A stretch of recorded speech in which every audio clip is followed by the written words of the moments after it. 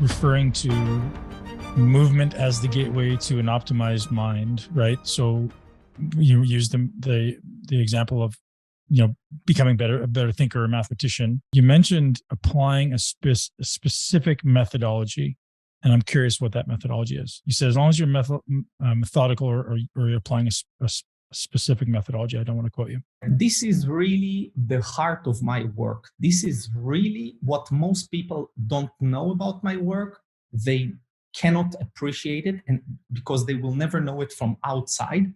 This is truly the essence of what I call movement practice. I don't need to take my shoes off to count the number of people that I believe are addressing it well, from my point of view. Of course, it's just my point of view. Why? Because some systems are all about the protocols. If you get the right protocol, you get the result. But this practice is all about error management. It's not about the protocol. I can give you all the protocols as people are doing, and you still have no results whatsoever in terms of general movement development, etc. Because it's all about managing the day-to-day problems that are arising individually. So, for example, in our online platform that we offer people training, there is no program you can get. You can't buy a program. It's all individual, and you are being monitored by a person on the other side, constantly receiving feedback, which makes it very cumbersome, very expensive, and very difficult to do in terms of sending videos and being all the time being watched but it is the real practice. And that is also something that actually appears in almost everything, also in bodybuilding. For example, you can give me your program, it doesn't mean nothing. It has many aspects of problem solving day to day that I need to learn how to do. This is the order in the chaos. And the way that I try to switch the task and construct the practice as I go along the way, and I try to do the same with my students. Of course, you make many mistakes, but because my focus has been on it for many decades, I've gained certain insight into this process. And I see that a lot of people, that's where they fail. They try to get certain protocols. They just try to repeat the protocols, whether it's, chemical protocols, whether it's nutritional protocols, whether it's a movement protocol. It's just bad protocols. It gives something, but the real secret is not there, especially in this practice. The real secret is not there. It's super individualized. Every scenario changes and switches, and it's never the same. You never step into the same river twice. I'm very curious about your childhood. So in North America, school is, I'm sure you're familiar with somewhat about the North American schools. Did you grow up in Israel? Yeah. Was your experience as a child one of convention? Was it normal? Was it, quote unquote normal, meaning you went to, like in America, you go to a certain school, or Canada, I'm from Canada, go to a certain school, you learn the same curriculum as everybody else, you line up in a line, you get in trouble if you're not in line. It's inside a box. And I'm curious where the inspiration for this depth of exploration and curiosity came from. I think part of it is something that emanates from inside, some lucky combination of attributes. I haven't been blessed with many physical attributes or that I would really could have used during my practice. But certain other attributes of way of thinking, way of feeling, certain sensitivity was there. And the second part is proper environment for self-education. And this, my mother has been a big part of that. Instead of educating me, she took care that I will educate myself, which was a much smarter and an intuitive way for her. She didn't need to specifically think about it. Some of the things she did, but other things she just naturally understood, which allowed me to construct certain way of being, which is very resilient, is very autonomous, and it enabled me to navigate my life, I think, in a better way in many scenarios. And this relates to what you mentioned, all these rules and all these educational attempts that are being slapped on us, which are actually robbing us the opportunity of developing the real skill behind everything. For example, if you tell me not to lie as a parent, you make me a slave. Even if I don't lie, I'm not doing it from any motive of my own. I'm doing it out of fear. I'm doing it out of trying to please, etc. So this is not actually genuinely rising from me and occurring from the right place.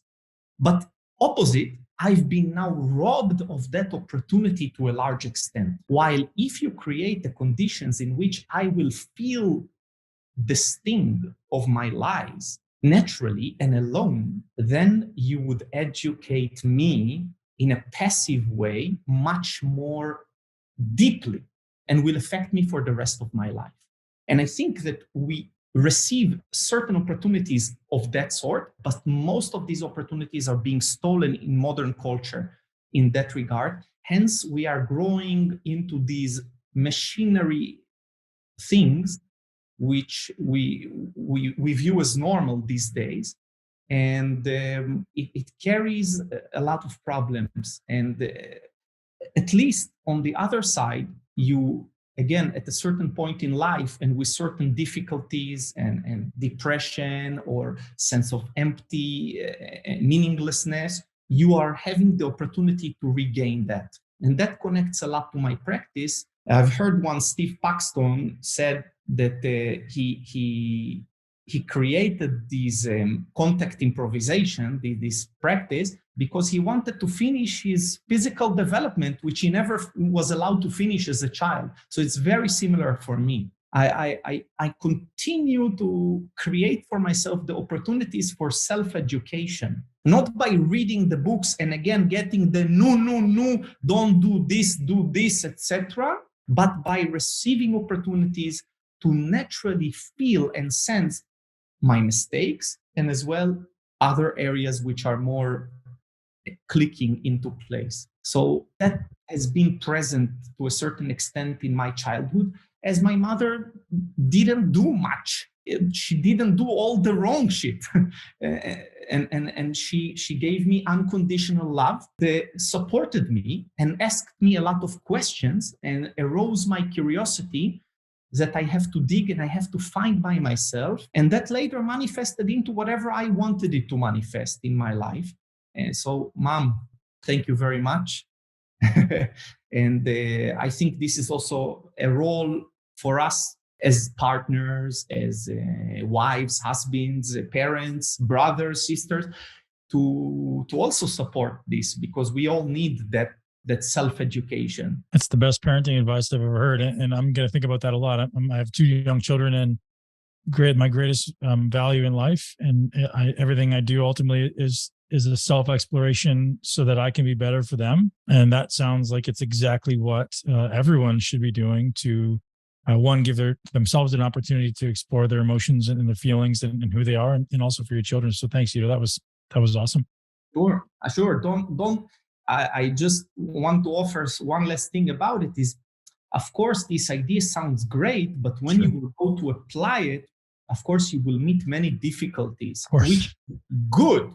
Yep. You should deal with those difficulties. For example, how do I facilitate these scenarios for my child? And this has to be struggled with. This has to be contemplated. This has to be pursued. I don't want to offer solutions even when I have them, because again, I rob you the opportunity. But if you wish to really become a better parent, you should devote time for this. And this is the most precious thing that you can give to your child, not money. You can give your child your time. That's the most precious thing. This thought, this care.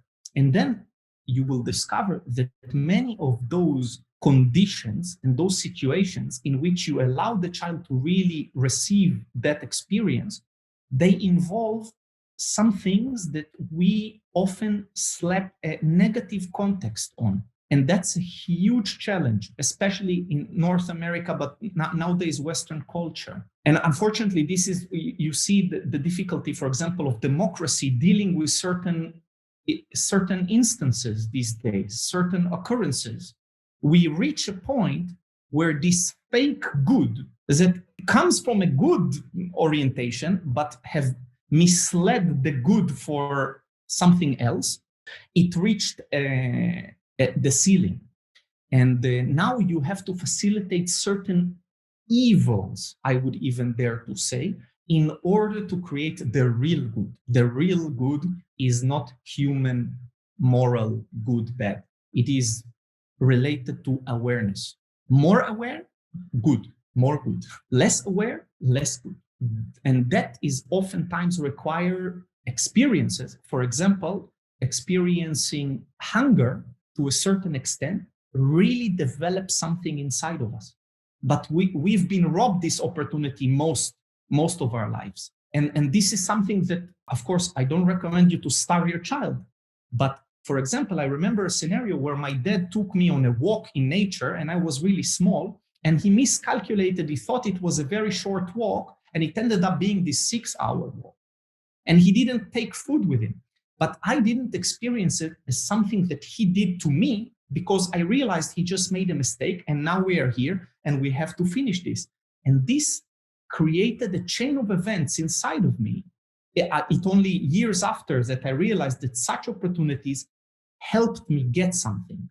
We used to go hunting with our parents. We used to experience the need to not move for many hours, to be quiet, to smell, to do very physically effortful things. And these evils are really necessary for certain growth, certain self-education. And yet society is removing that from our front mirror, right? Or from in front of us. We simply can't, or making it harder. And so thank you for sharing that.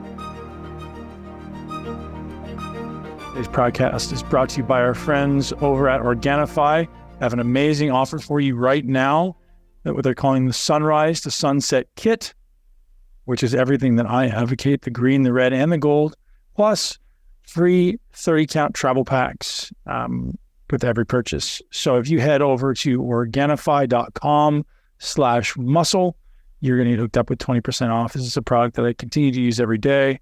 And the gold for me, if you're someone who has a sweet tooth, which I don't often, but sometimes I do, is a really nice way to end your day, like post-dinner snack instead of a high sugary dessert. This is a delicious way to do something good for yourself and ultimately feel good in the process and help yourself have a better relaxing night and a great sleep.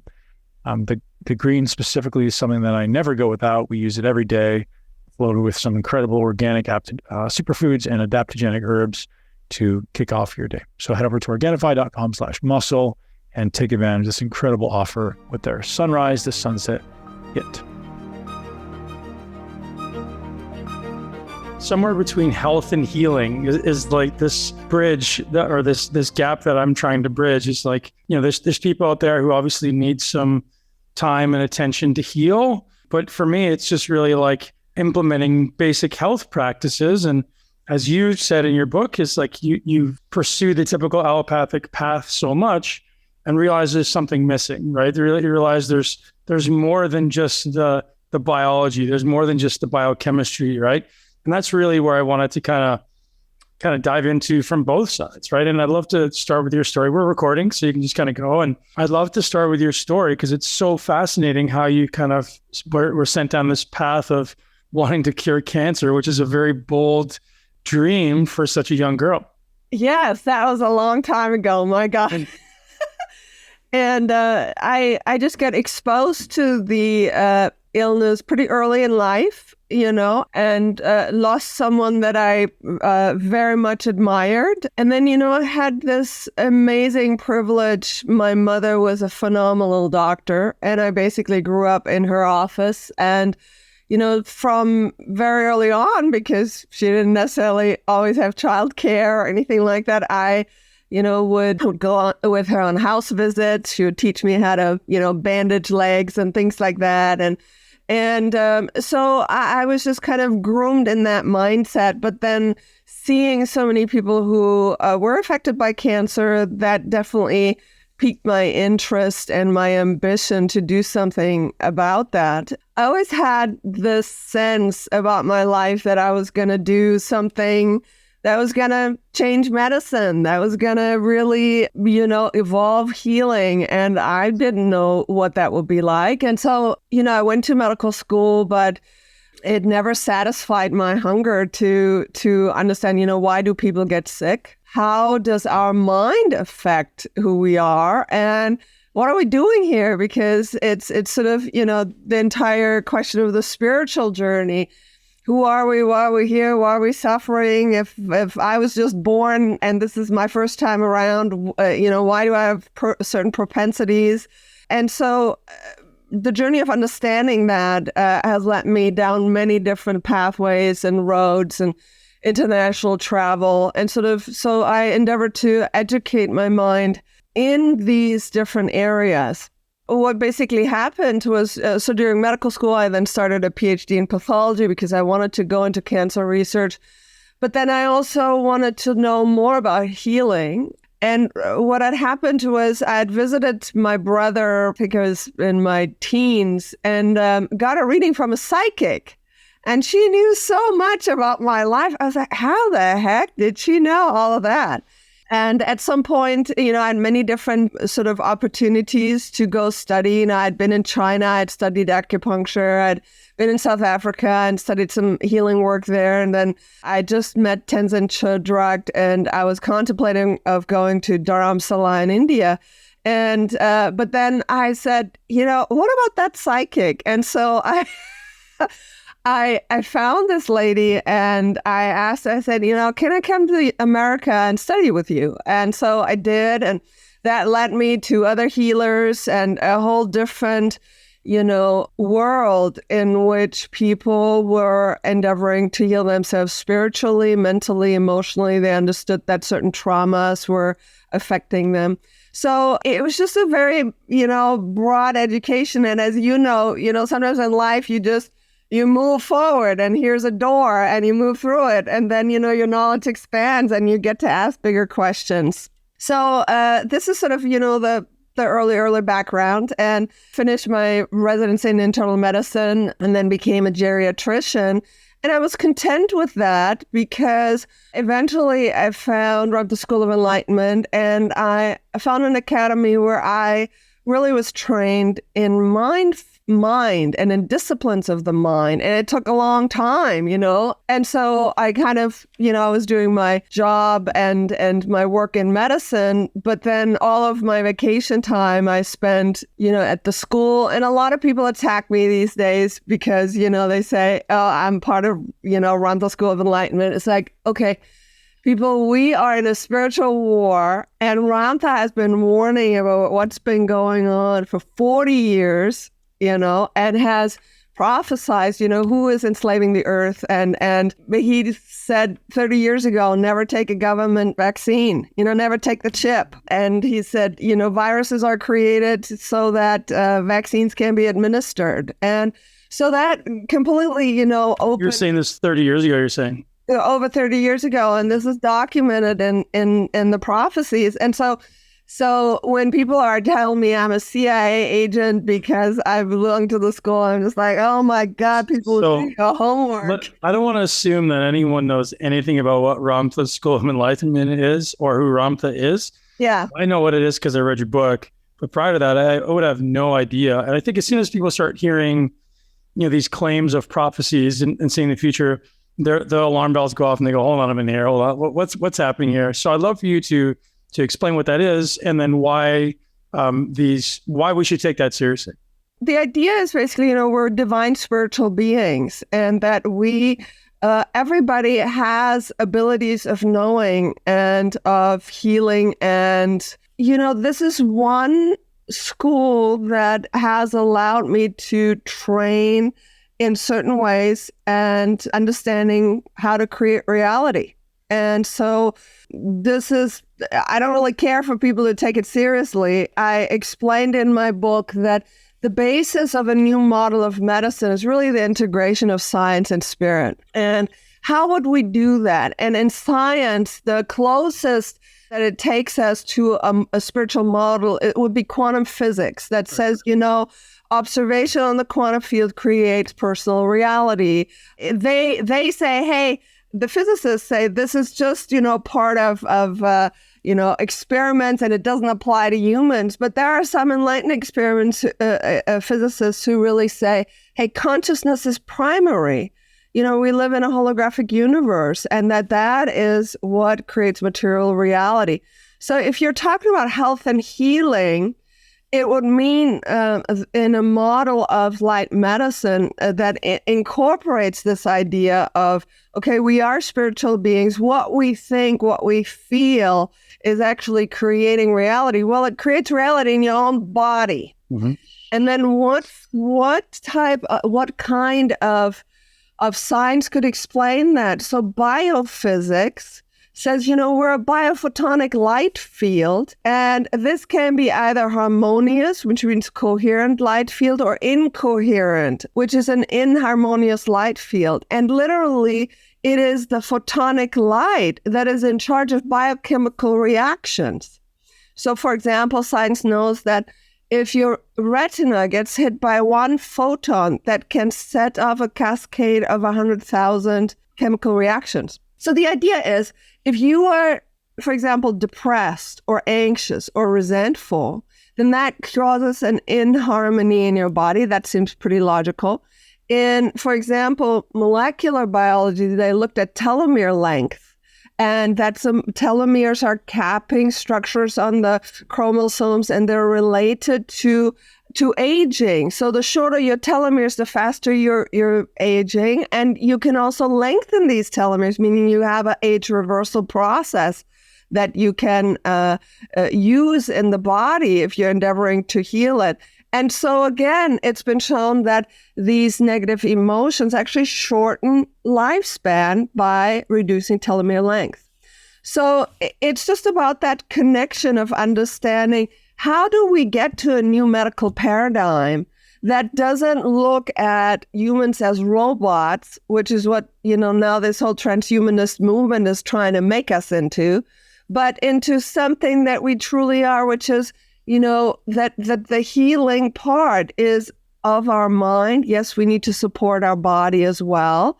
And so how do you understand that? And it is one way of understanding that. Many people have different viewpoints. They come from other spiritual traditions. This just happened to have been mine, and I tried to explain in my book, how did I get to my conclusions?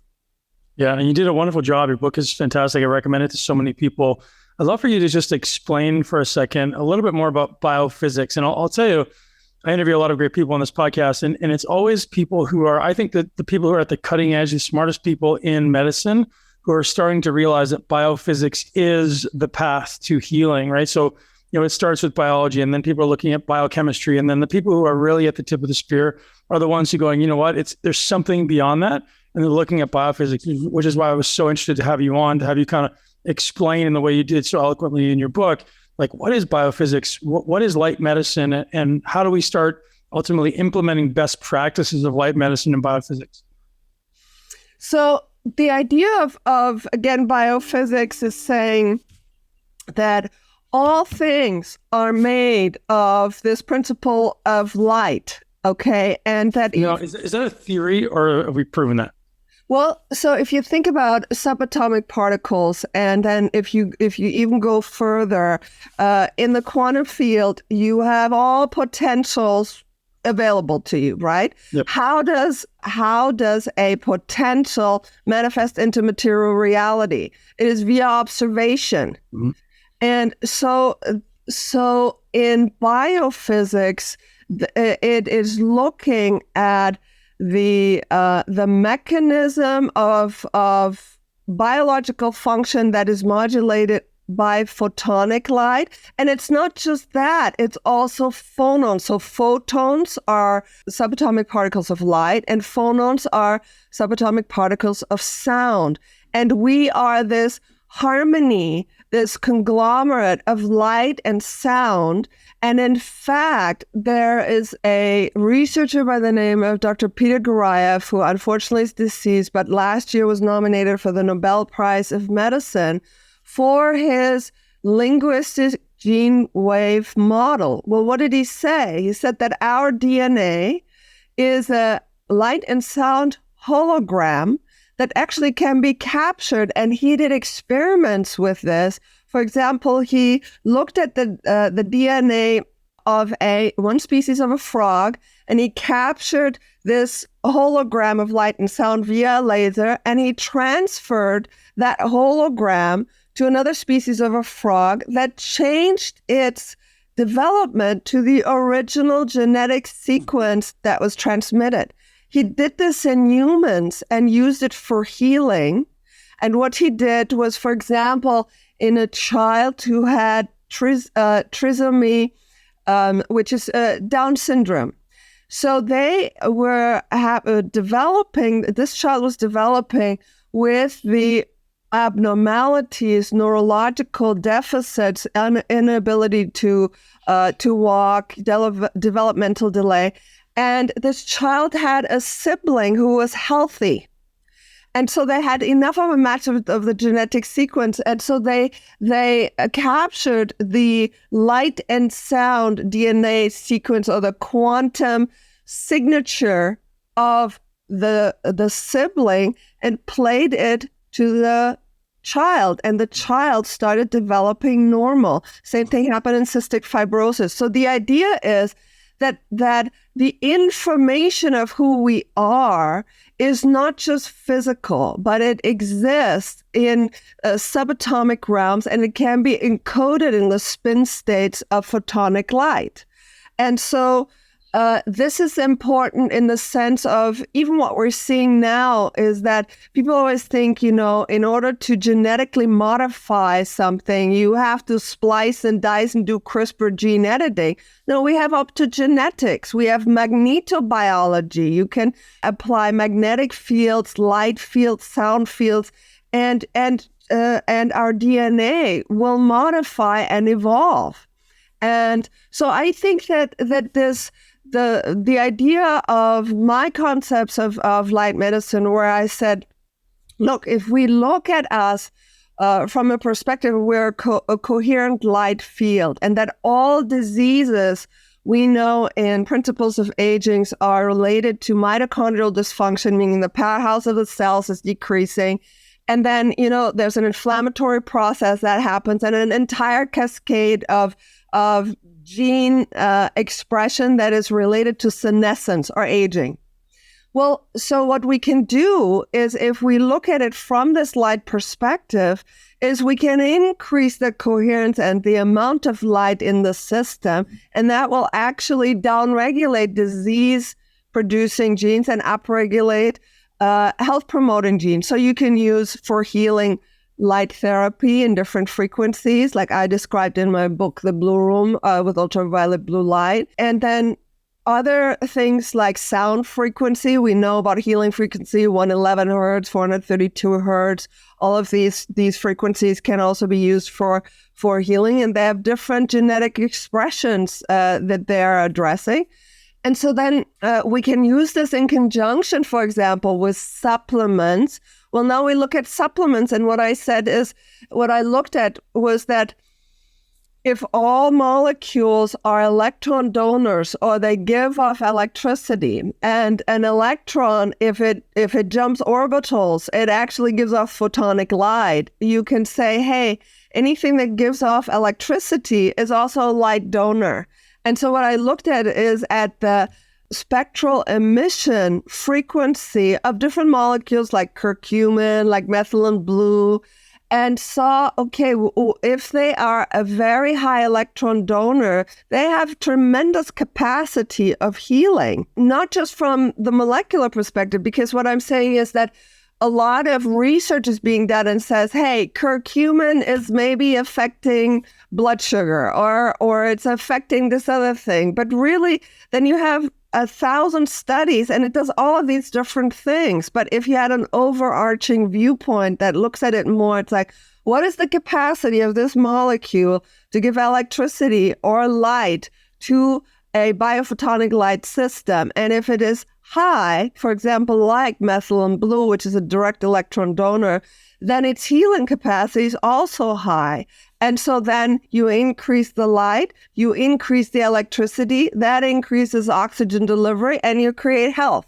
And so it's a complete system that you can look at every level of material reality, be that on the subquantum, be that on the atomic, molecular, protein structures, until you get to gross physical matter.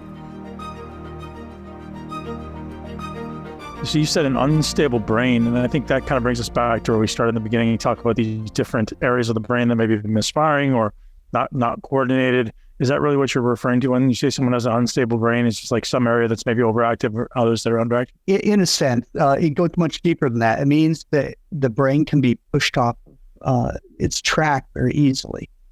So if you go in and someone's flashing light in a movie theater and you're going in to see, you have a very unstable brain. If you get very reactive to everything around you and you can feel your state changes, whether it's anger or crying or just reactivity, it's not very stable at that point. We want to get it so the amygdala is not screaming, or the insula is not overreacting to threat detection. And it can happen in different aspects. A lot of people auditorily and visually, the sensory processing becomes very unstable at their weak point. So you can be fine all day until you hit that point of exhaustion in the evening. And those instabilities come up and show you basically who you are, where the cracks in the pavement are. Whether you're more sensitive to light, whether you're more sensitive to sound, whether you're just irritated with everything around you. So you're looking at these components as you bring up your resilience, those things fall away. So it gives your ceiling a much higher gauge to enact and engage with everything around you without being taxed. So someone who's experiencing that, because this is maybe a vast generalization, but is it like the overactivity of the amygdala? The amygdala is just firing kind of uncontrollably, and they're getting those responsive or those reactive emotions being kicked off? Yeah, it can be part of it. Typically, we have a number of different networks that feed into it that are overfeeding, and telling it, oh, hey, there's threat here. Let's react. Or underfeeding it.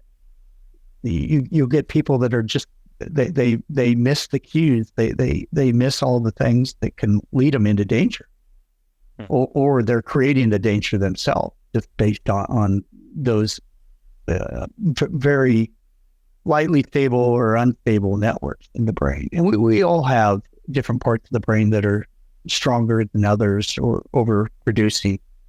And we just have to gauge what the brain map says with your experiential aspect.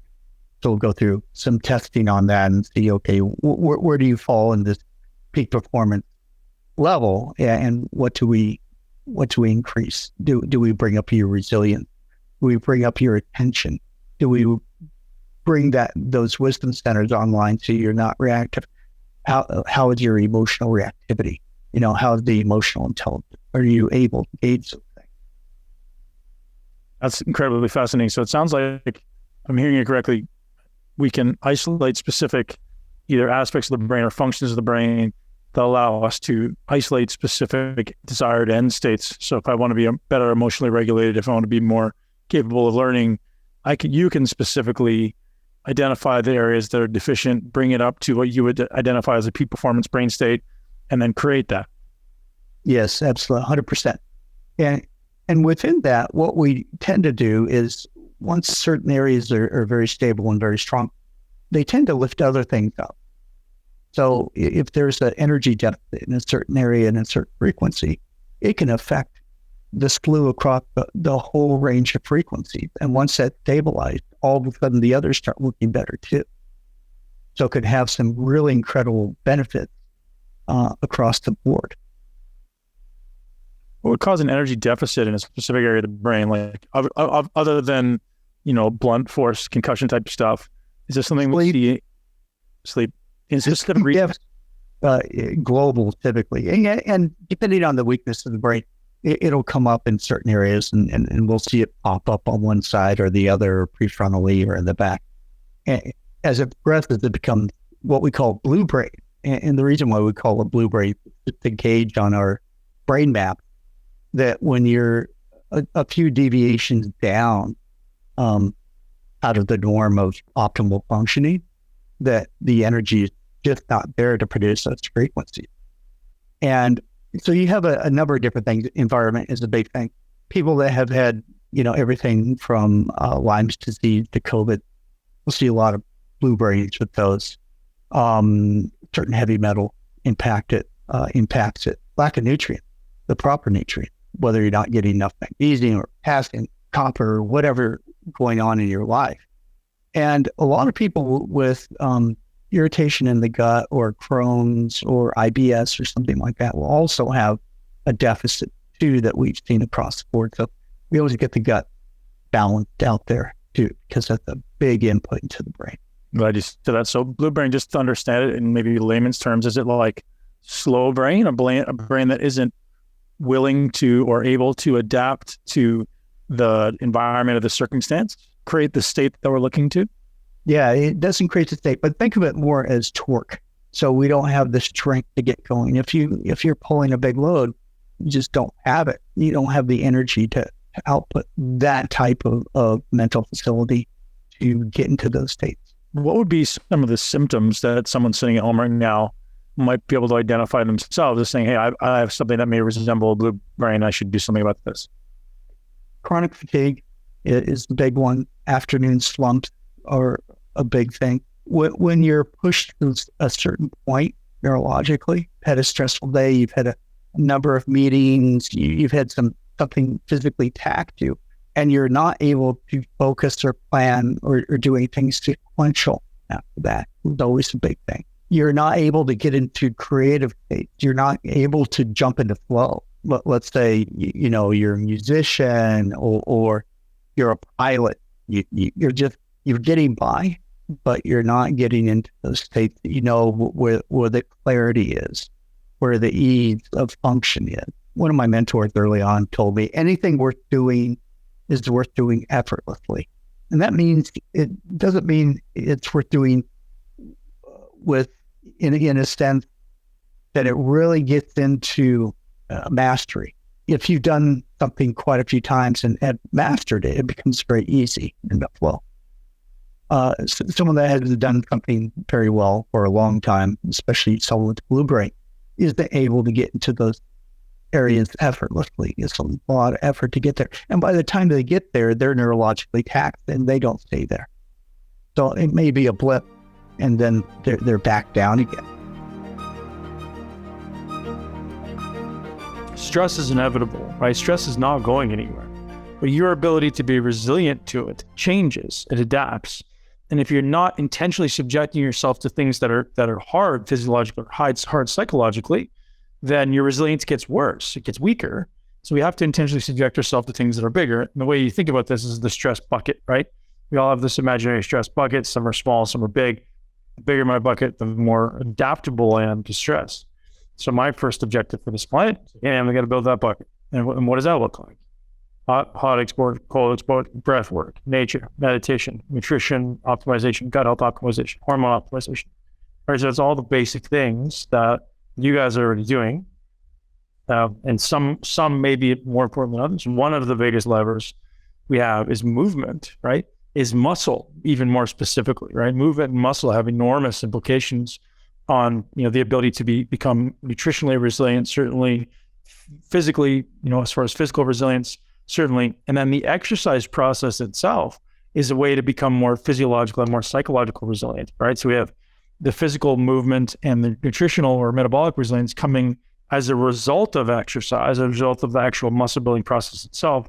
And on the other end is the exercise process is the thing that's going to build greater psychological resilience. So those things are, in my opinion, certainly the biggest lever that I know of to help people improve their resilience on a regular basis in a controlled way. I love the idea of you guys constantly being aware of your tendencies, right? So do you have tendencies to do the things that your coach asks of you?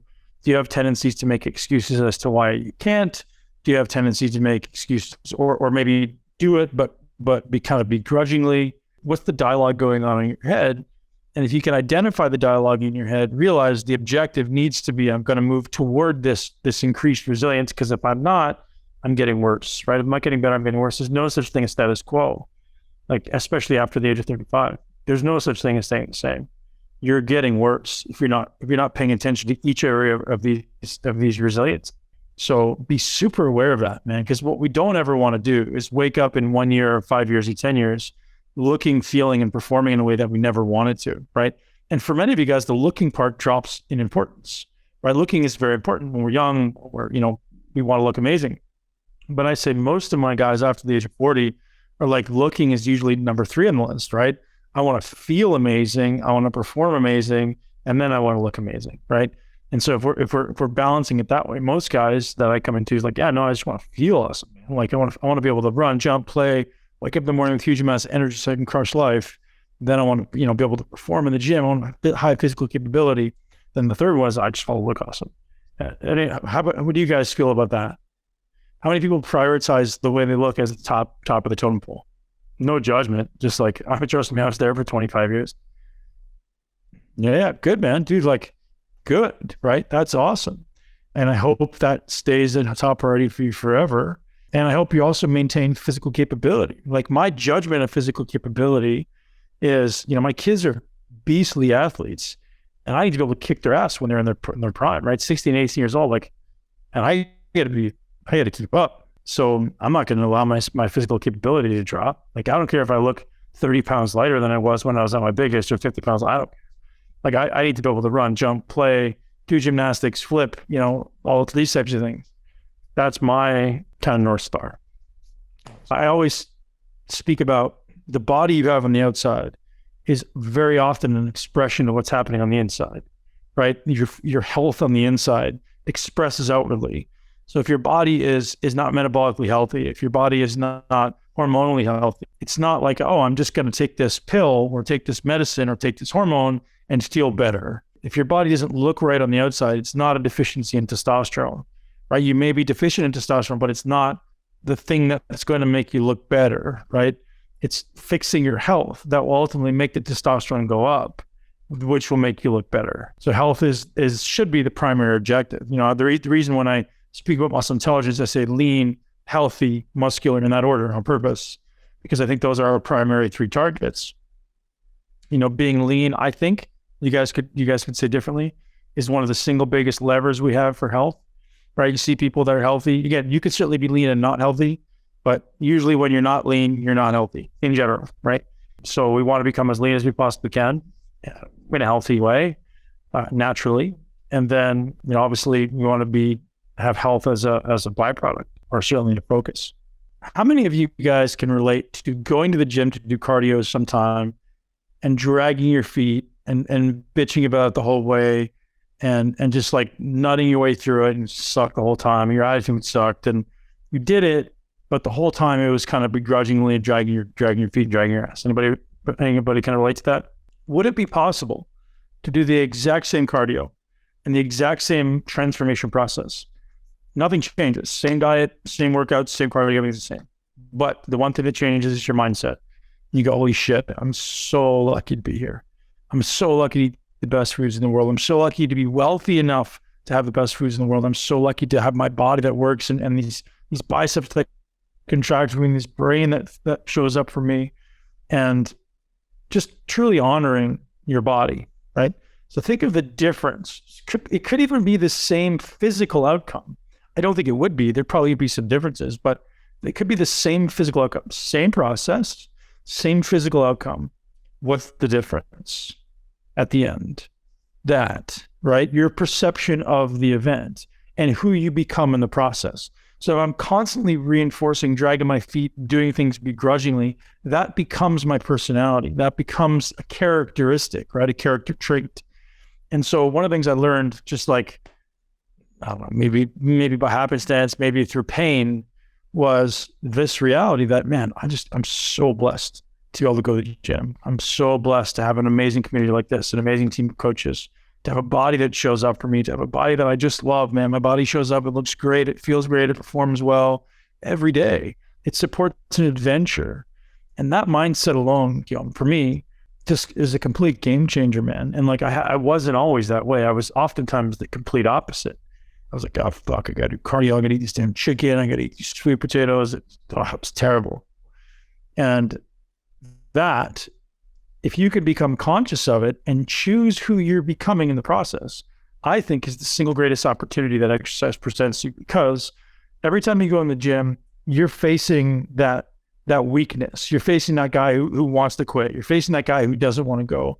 You're facing that guy who says, I can't do another rep. You're facing that guy who says, I don't know, I don't want to do this exercise, or this hurts, or this sucks. And you get the opportunity to intentionally build it. So what sounds like you're lacking, Guillaume, is this intention, right? So when we go to the gym, we have the opportunity to become more conscious or less conscious, right? So when I go to the gym, we can turn on really loud music. We can just zone out and just go. Just fucking go, gas pedal and go. Or we can become intentional about what we're doing and actually curate how hard we're pushing, how far we're pushing. Again, not necessarily one is right or wrong. I think they both have a place. But I really have a belief that if I want to become a better version of myself, the single greatest opportunity in exercise is to become more present and more mindful in my body, in my thoughts during that experience. Does that make sense? Yeah. So as an example, 2 weeks ago, I was in Spain with Dorian Yates, and myself, Gavin, and one of my clients, Gareth, were there. Gavin's our head coach. Dorian, you guys know Dorian Yates, 6-time Mr. Olympia, known for being the hardest working bodybuilder ever, although I would have given him a run for his money. And we're like, all right, man, we're doing a leg workout. Let's go. And so I think it could have been one of those things where some of you may dread that psychologically. But anybody, if I said, hey guys, anyone want to fly to Toronto tomorrow and train legs with me, I'll pay the flight. Anyone will come? Would anyone go, hell no? Would anyone say, hell no? Like, I don't want to do it. I'm not ready. Right. So what that says to me is like, well, that's some level of either scared, being afraid or inadequacy that you could build by stepping into that challenge, right? I'm going to take this personally, but I would say that's little, small b Ben. I'm calling my little bitch. And I'm like, hey, the little bitch doesn't want to do it. I'm like, okay, well, how about we get a little, we grow up a little bit, get a little ballsy, and we actually just go do it. And I think the opportunity to develop that and see where you tend to be weaker, where you tend to want to quit, or you tend to want to avoid the hard things, it's a beautiful opportunity because it transfers into life. It's not just it can happen in the gym, right? That confidence and that character comes through commitment, right? That's kind of our 3 taglines in Muscle Intelligence for 2023. Is confidence and character through commitment. I did a 9-hour mountain climb with a friend of mine, Alex Fiata, and the first 90 minutes of it was just the worst 90 minutes of my life. It was just torture. I was like, there's no way I'm going to get up to the top of this thing. How am I going to do 9 hours when the first 90 minutes was just like, it was like every step was just burning. I was like, I think I had lactic acid in my eyeballs, like so hard. It was 300 pounds big. I was like, I don't care. I got to do this. I said I was going to do it. I'm going to do it. And all of a sudden I just kind of stopped. And I looked around and I was like, what the hell am I doing? I'm sitting here and I'm in my head. I'm like, it's the most beautiful day. I'm out with 2 of my best friends in the world. I'm just going to enjoy this. And I slowed my breathing down. I calmed myself down. I said, thank you. I looked up and I was so grateful. And no exaggeration, the next 6.5, 7 hours, like I felt like I floated up the mountain. It's like, God, what just happened? Like I literally went from like being in my own bubble, my own head of hell to like this most amazing experience like that. Because I'm going to be here. I'm going to do it anyways. I'm not going to quit. I might as well enjoy it. But I was blown away by how different it was. It's just do the thing you don't want to do, man. Because here's the thing in life. It's so easy it's so easy to do and it's so easy not to do, right? It's so easy to not sit down every morning and meditate. It's so easy, right? It's so easy to skip the cardio. It's so easy to eat the donut. That's easy, man. Right? Talk about psychological resilience. Well, don't do it. See how, or do it conversely, right? Like if it's about the cold shower or the 10 minutes of meditation or the hour of meditation. How many of you guys meditate consistently or meditate ever? So how many of you guys have meditated for at least 1 hour once in your life? Anyone? Okay. So there's something magical that happens in meditation. And for me, it's usually around like 40, 45 minutes. Something just magical that happens. It never happens for me in the first 20, 30 minutes. Well, the better I get or the more consistent I get, the earlier it happens. But usually it happens somewhere around 40, 45 minutes where it's a whole new depth. It's a whole new understanding of what meditation is. And it's always right after, if you guys have meditated for a long time, you know exactly what I'm talking about. It's always right after you're just about to quit. You're like, okay, I'm uncomfortable. I don't want to do this anymore. I get so many things to do. And if you can will through that, if you can just be like, nope, I'm sitting here and I'm doing it. right on the other side of that is always a breakthrough, almost always. And there's always this huge amount of like resistance. It's a really great metaphor. There's like, my body hurts, my legs are falling asleep, my ass is numb, I got the scratch on my nose, but I'm still going to stay here, right? I'm just going to breathe through it. And if you do, or when you do, there's just amazing breakthroughs on the other side. Anyone ever experienced that? I think there's some important metaphors there. Anyways, it's talking about psychological resilience. When things start to get challenging is when you guys start to get stronger. We start to get stronger as humans. But I'll tell you guys, the key that I'm experiencing right now in my life is if it's not a must, it's not going to happen. And never before in my life has this been an issue for me, because I've never been quite as busy as I am right now in business and in life. I've always training was just an enormous priority in my life. It was like top priority, just did it every day. Like I never missed. And to be fair, I was also in Tampa 3 blocks away from my own gym. So it was very easy to get into the gym. I had the key. If I wanted to go at 3 in the morning or 3 in the afternoon, whatever, I could go. Now traveling is very different. So it's a very interesting time in my life. So what I encourage you guys to do is choose the 1, 2, or 3 things that you find to be hard that also have a significant impact on your results, right? Don't do something that like, you're like, oh, that's hard for me, but it's not going to impact and move me in the direction of my goals. Thank you so much for tuning into Muscle Intelligence. If you enjoyed today's episode, please be sure to share it with at least one person you know. Make sure you're subscribed so you never miss an episode. This podcast is for information purposes only. The statements and views on this podcast are not medical advice. This podcast, including Ben Pakulski and the producers, disclaim responsibility for any possible adverse effects from the use of information contained herein. Opinions of guests are their own, and this podcast does not endorse or accept responsibility for statements made by guests. This podcast does not make any representations or warranties about guest qualifications or credibility. This podcast may contain paid endorsements or advertisements for products or services. Individuals on this podcast may have a direct or indirect financial interest in products or services referred to herein. If you think you have a medical problem, consult a licensed physician.